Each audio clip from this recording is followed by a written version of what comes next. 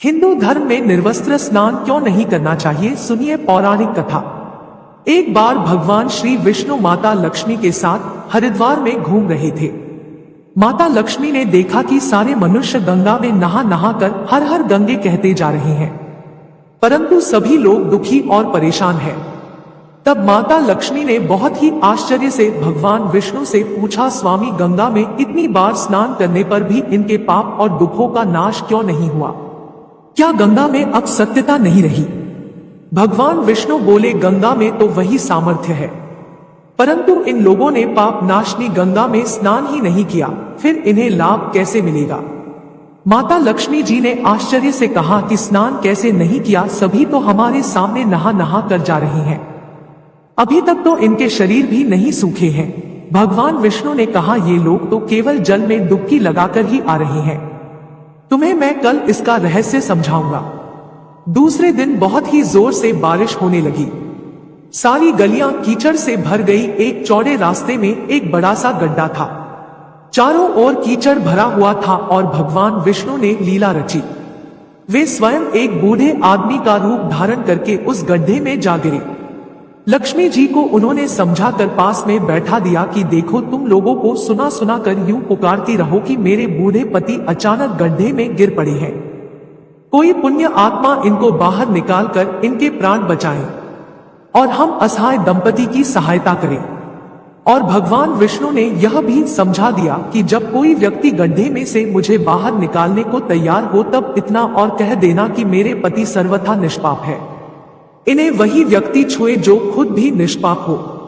यदि आप निष्पाप है तो उनके हाथ लगाएं, नहीं तो उनके हाथ लगाते ही आप स्वयं भस्म हो जाएंगे। लक्ष्मी जी तथास्तु कहकर गड्ढे के किनारे बैठ गई और आने जाने वालों को सुना सुना कर भगवान विष्णु की सिखाई हुई बात कहने लगी। गंगा में नहाकर लोगों के झुंड के झुंड आ रहे हैं और सुंदर युवती को यूं बैठी देखकर कुछ लोगों के मन में पाप आया और कुछ लोगों को धर्म का भय हुआ और कुछ लोग कानून से डरे और कुछ लोगों ने तो लक्ष्मी जी को यह भी कह दिया कि मरने दे इस बुढ़े को, क्यों इसके लिए रोती है। और कुछ दयालु और चरित्रवान पुरुषों ने उस युवती के पति को बाहर निकालना चाहा, परंतु लक्ष्मी जी के वचन सुनकर वे भी रुक गए। उन्होंने सोचा कि हम गंगा में नहा कर आए हैं तो क्या हुआ, पापी तो है ही, कहीं हम सहायता करते समय भस्म ना हो जाए। उनके पास कई व्यक्ति आए, परंतु किसी का साहस नहीं हुआ।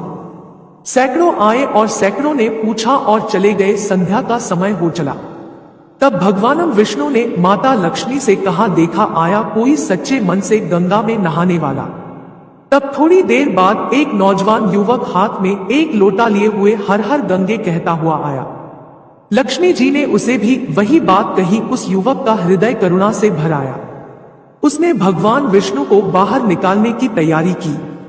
लक्ष्मी जी ने उसे रोक कर कहा कि भाई, यदि तुम सर्वथा निष्पाप नहीं हो तो मेरे पति को छूते ही तुम भस्म हो जाओगे। उसने उस समय बिना किसी संकोच किए हुए लक्ष्मी जी से कहा, माता, मेरे निष्पाप होने में तुम्हें संदेह क्यों हो रहा है?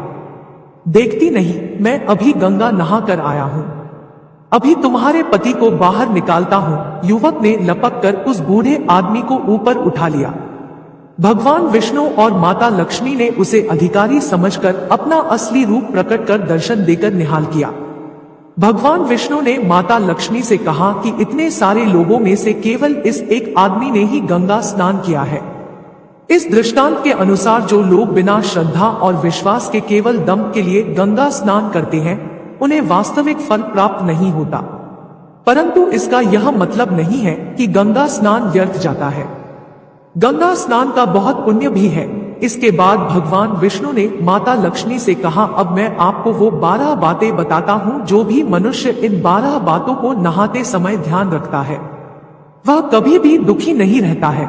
उसके घर में लक्ष्मी का वास होता है, उसके घर में अपार संपत्ति आती है, घर में कभी भी लड़ाई झगड़ा नहीं होता है, उसका पूरा परिवार हंसी खुशी जीवन व्यतीत करता है।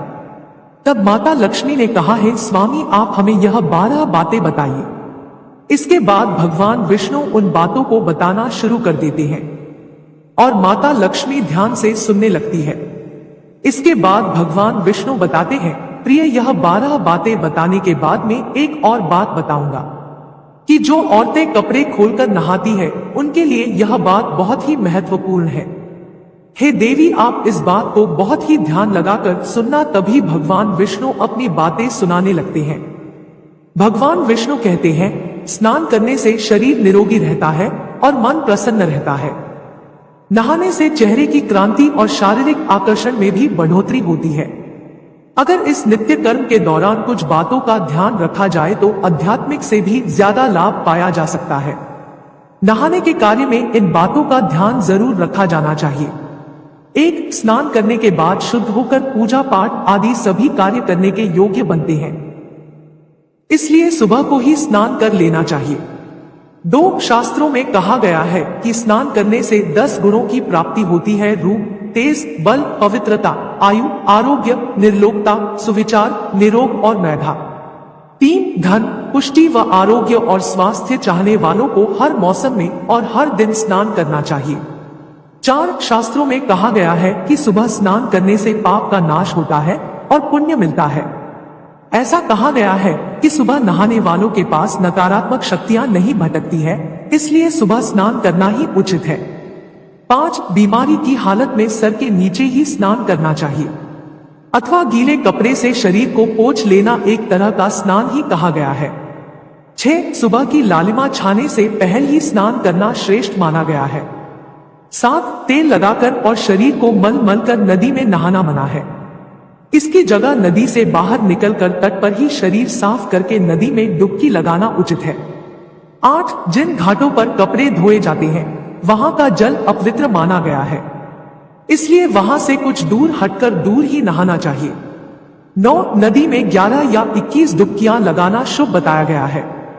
10, पवित्र नदियों में कपड़े निचोड़ने की मनाही है। नदी में किसी भी तरह की गंदगी नहीं बहानी चाहिए। 11, नल की तुलना में झरने का पानी, झरने के पानी से ज्यादा किसी तीर्थ का पानी, तीर्थ के जल से कहीं गंगाजल अधिक श्रेष्ठ माना गया है। 12, गंगा माता का कथन है कि स्नान करते वक्त कोई चाहे जहां भी मेरा स्मरण करेगा मैं वहां के जल में आ जाऊंगी। इसके बाद भगवान विष्णु ने कहा, अब मैं आपको औरतों के बारे में बताता हूं। जो औरतें कपड़े खोलकर स्नान करती है, हिंदू धर्म शास्त्रों में हर एक चीज के लिए कुछ नियम बनाए गए हैं। इन नियमों में से एक है स्नान को लेकर की गई बातें। ऐसा माना जाता है कि आम व्यक्ति को शास्त्रों के नियमों का पालन जरूर करना चाहिए, जिससे उनके घर की सुख समृद्धि बनी रहती है और खुशहाली आती है और साथ में अपार धन बरसता है। माता लक्ष्मी प्रसन्न होती है। दरअसल हमारे शास्त्रों में ऐसी कई बातें लिखी गई हैं जिनका हम सदियों से पालन करते चले आ रहे हैं, लेकिन उसके कारणों के बारे में हमें अभी भी पूरी जानकारी नहीं है। ऐसे ही नियमों में से एक है निर्वस्त्र स्नान करना। आपने अक्सर घर के बड़ों को ऐसा कहते सुना होगा, कभी भी बिना कपड़ों के यानी कि निर्वस्त्र स्नान नहीं करना चाहिए। अगर हम पौराणिक कथाओं की बात करें तो निर्वस्त्र स्नान की मनाही का एक सबसे बड़ा कारण भगवान श्री कृष्ण के समय से जुड़ा हुआ है। पौराणिक कथाओं के अनुसार एक बार जब गोपियां सरोवर में स्नान कर रही थी और वे निर्वस्त्र थी, उस समय बाल कृष्ण ने गोपियों के सभी वस्त्र छुपा लिए। उस समय जब भगवान श्री कृष्ण ने उनके वस्त्र छुपा लिए तब गोपियों ने अपने वस्त्र वापस लेने की प्रार्थना की। तब भगवान श्री कृष्ण ने उन्हें समझाया कि कहीं भी बिना वस्त्र धारण किए स्नान नहीं करना चाहिए, इससे जल के देवता वरुण का अपमान होता है। इसलिए आपको निर्वस्त्र होकर स्नान करने की मनाही की जाती है। अगर आप नहाते समय यह सोचते हैं कि बंद कमरे में आपको कोई नहीं देख रहा है तो ऐसा गलत है, क्योंकि ईश्वर आपको हर जगह पर देखते हैं और यदि आप निर्वस्त्र होकर स्नान कर रहे हैं तो यह मुख्य रूप से जल के देवता वरुण का अपमान करने जैसा होता है। निर्वस्त्र स्नान से आपको पाप लगता है और आर्थिक एवं शारीरिक नुकसान पहुंच सकता है। यदि आप निर्वस्त्र स्नान करते हैं तो आपके शरीर पर नकारात्मक ऊर्जा प्रवेश करती है और आपकी मानसिकता भी नकारात्मक हो सकती है। इसलिए हमेशा आपको यही सलाह दी जाती है कि आप नहाते समय कोई एक कपड़ा जरूर धारण करें, लेकिन बिना कपड़ों के स्नान नहीं करें, तभी आपके लिए बेहतर होगा। निर्वस्त्र स्नान से शरीर की सकारात्मक ऊर्जा शरीर से बाहर निकल सकती है और इसका प्रभाव आपके शरीर के साथ आपके मन और मस्तिष्क पर भी होता है। गरुड़ पुराण के अनुसार जब आप स्नान करते हैं तब आपके पितृ यानी मृत पूर्वज आपके आसपास मौजूद होते हैं। यदि आप निर्वस्त्र स्नान करते हैं तो आपको पितृ दोष लग सकता है। ऐसे स्नान करने से आपके पितरों को तृप्ति नहीं मिलती है और यह घर में पितृ दोष का कारण बन सकता है। और ये वस्त्रों से गिरने वाले जल को ग्रहण करते हैं जिनसे उनकी तृप्ति होती है। निर्वस्त्र स्नान करने से पितृ अतिरिक्त नाराज होते हैं जिनसे व्यक्ति का तेज, बल, धन और सुख नष्ट होता है। इसलिए कभी भी निर्वस्त्र होकर स्नान नहीं करना चाहिए। पुराणों के अनुसार नहाने वाला पानी पूर्वजों के हिस्से में इसे पितरों के समक्ष बिना कपड़ों से नहाना माना जाता है। शास्त्रों में ऐसी मान्यता है कि यदि कोई निर्वस्त्र स्नान करता है तो माता लक्ष्मी उससे रूठ सकती है। इससे आपकी कुंडली में धन हानि के योग बन सकते हैं और आपकी आर्थिक स्थिति खराब हो सकती है। इसी कारण से आपको निर्वस्त्र स्नान न करने की सलाह दी जाती है और शास्त्रों में भी इस बात की मनाही है।